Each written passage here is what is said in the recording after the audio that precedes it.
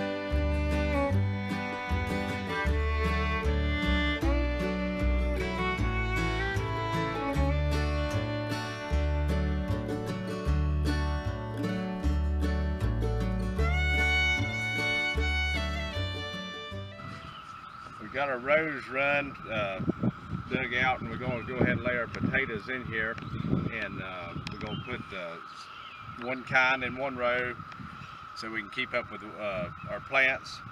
So I'm going to lay them in there now, and then after I get them laid in, I'll show you how that looks.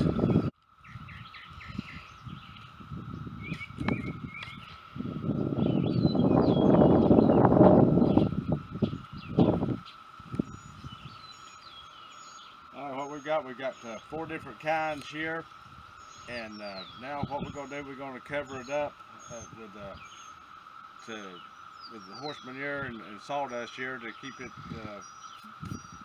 some heat on them, and once the heat gets up, these things will start sprouting and give some sweet potato slips.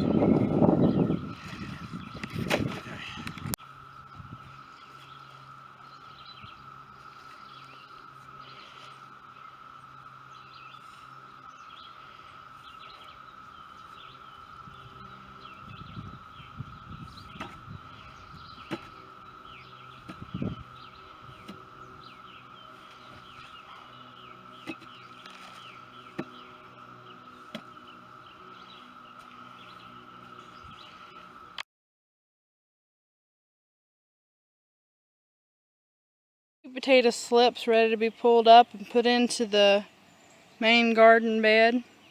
See all the different varieties by all the different leaves.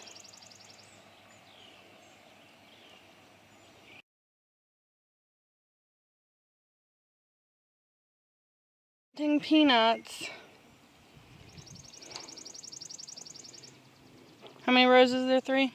There's going to be 3. Yeah, I'm going to do that.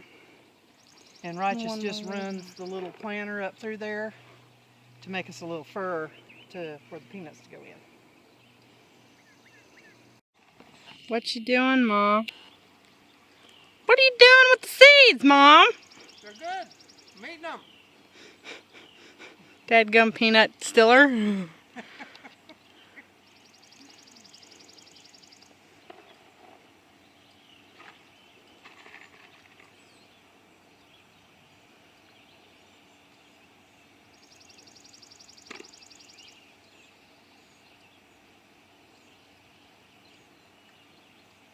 Got all the green, and it's not weeds either. It's crops, all coming up in pretty little rows.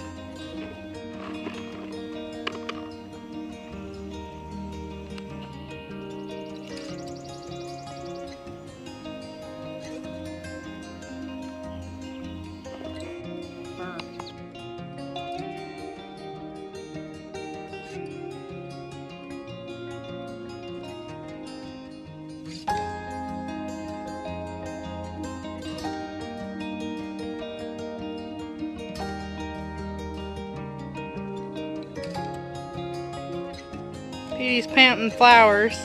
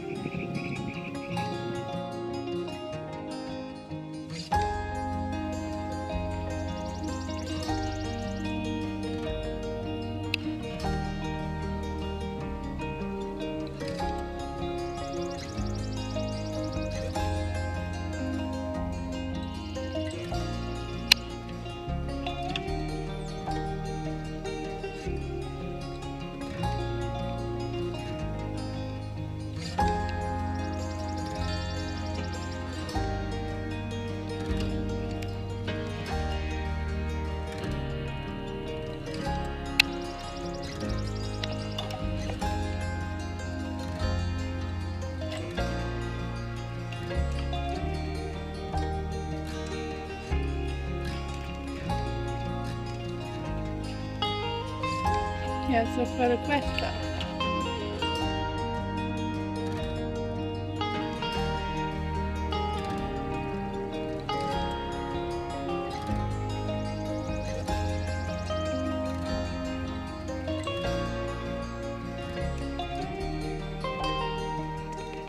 Are a nuisance. We all know this. But weeds also have their little blessings. And we call them blackberries. Or put your piece of trash. Go ahead and measure from there down there. And put your piece of trash. Oh, there's some rocks right there. And put them beside your road.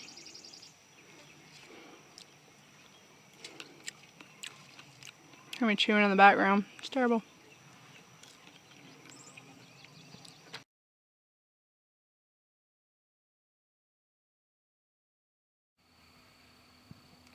The garden's really coming along now.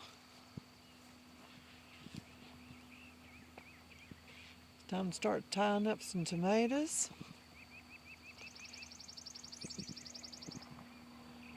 We got it just about all full out there.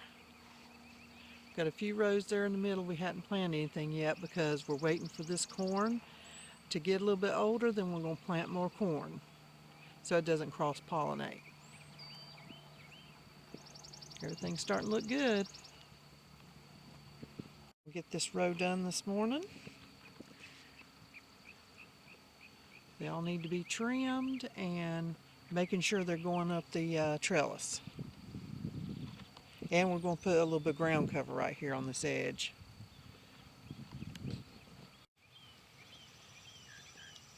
So we're trimming the tomatoes up so they get good airflow underneath them. And we're taking little suckers off. Let me show you a sucker. Here's a good example. See right here, this guy coming out of there? He's a sucker. You just pinch them off because he'll make a whole nother stem. And the best way to keep the blight out from the tomatoes is to keep this airflow. So you just want a one main stem going up, and that's what we got right over here. And I'm going to trim these up real good. We don't want anything touching the ground. We don't want it to where when it rains the dirt is splashing up on them.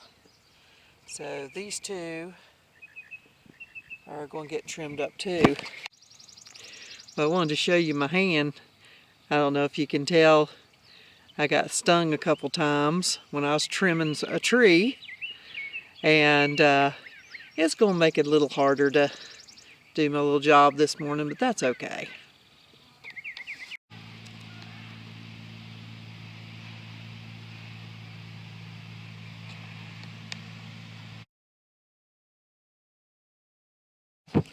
Okay, I just got done giving the tomatoes a trim. You can see a little better on this line. I know they look so much smaller, but this is the biggest trim that I'll give them. And we got our cardboard laid down and hay around them. So the tomatoes are right there in their little nest, because on this side of the garden we have crabgrass or Bermuda grass or whatever that crawling grass is, and it wants in the garden so bad. And so this is the way that we keep a nice little barrier around it. Now, let me show you. Joey needed some stress relief, so he saw me out here working, so he came and tillered. He didn't tiller this one. He tillered this one. Those are the little tomatoes. And all the peppers and the squash, green beans and corn, and everything except up there where we got planted too. But I want to show you something on the side of the garden. Okay, last year, and I will leave a link to that video, we got hay from another horse farm. And most horse hay has been poisoned with herbicide poisoning. Now, you're feeding that to your animals. Not only that, I laid it around my tomatoes last year and I lost 3 rows. And I try to grow about 100 tomato plants. But let me show you how serious it was. I drug it out and I put it right there. And more under that lawnmower. But right here was all clover. So when you're buying and you're putting your money into hay that has been labeled horse hay, more than likely it's had herbicide, which means it kills all the broadleaf plants. Well, guess what, folks? That's killing all your great clovers and all your plantains and all your good weeds too. I don't consider them weeds at all. It's going to take me a while to get this built back up because of horse hay. So I have no good words to say about it. We have never put herbicide on our hay fields, and we just keep them mowed like they're supposed to be. And there's not that many weeds in them, not enough to be putting any herbicide on anything. Herbicide only kills the broadleaf plants. It does not kill the grass because, oh, we just got to have grass, you know, all that fescue, and that's not, you know, the best thing in the world. Look at this, where the poor little weeds are trying to come up. That's what it did. Look, we got a little plantain right there in the middle of it. Horses and cows and goats love plantain. It's good for them. But that's what that stuff, that's from last year. Last year. You can see where it was in the tomato patch. Right there's where I drug it all out. You can see where it stops killing. Look how green that is up through there. And so I decided that we are just going to mostly till. And I know Mother Earth does not like to be bare, and I don't blame her. But I will promise her to put the chickens back on this fall, and more hay, and more all of our compost from the barn, and cover her up very well this winter. And I know I'll have some of this nice topsoil washed away. And I'd just rather have that than take a chance of herbicide. We don't have enough extra hay from our barn to hay all these rows, and that's what I used to do. Every row looked like this, all covered up for weed. But what I've done is I've just put the tomatoes on one side so we can run the tiller. And made my rows wide enough to where I can run the tiller. So all the hoeing I have to do is right on the row. But you have to do what's best for your garden. If you got mulch, like wood mulch you can put in your garden, or good hay, not horse hay, then that's what you do. This is what's best for us.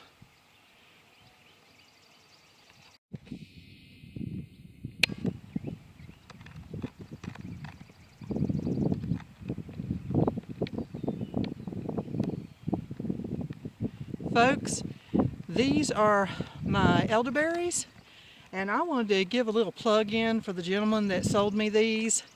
They are each one a different kind. You can see the different heights, but this is just their second season. When I got them, they were maybe 2 feet long, 2 feet tall, and he told me last year, he said, now, they're going to get berries on them, but you go ahead and nip those flowers off so the bushes will grow. Look at this. This is way over my head. So down in my description below, if you are local here in North Carolina, this is Campbell's Nursery, where I got these. And they are just made for North Carolina. They are so happy. They have had zero, and I mean zero fertilize. I have got to get in here, and that's my next project, get in here and get some weeds out. But they've had a little bit of wood chips under them. But look at these things. They are going to be absolutely covered this year. Look, that's solid berries in their second year of growth. Look at that. So check out the link in my description. So if you live in the Piedmont area of North Carolina, this would be a great time of year to go get some elderberry bushes, because I know he has them and they're just wonderful.